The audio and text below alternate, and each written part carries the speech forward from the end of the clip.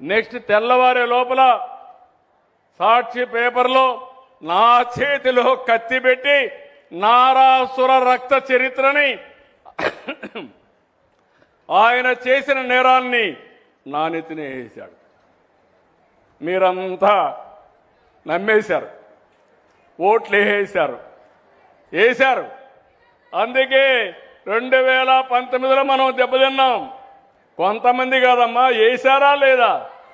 వాస్తవం ఓట్లు వేశారు, అతను గెలిచాడు, 151 సీట్లు గెలిచాడు, విధ్వంసాన్ని ప్రారంభించారు.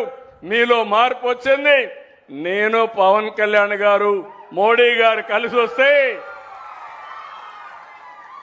చరిత్రలో ఎప్పుడు రాని గెలుపు 94% సీట్లు గెలిపించారు.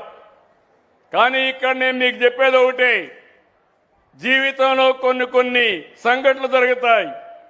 అందులో నుంచి మనం కొన్ని నేర్చుకోవాలి. నేర్చుకోకపోతే వైకుంఠ పాడే ఇది.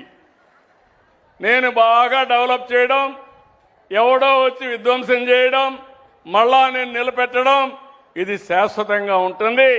మీ అందరిలో ఒకే ఆలోచన అడుగుతున్నా, భవిష్యత్తులో మనకు వైకుంఠపాళి వద్దు, ఎన్డీఏనే ముద్దు.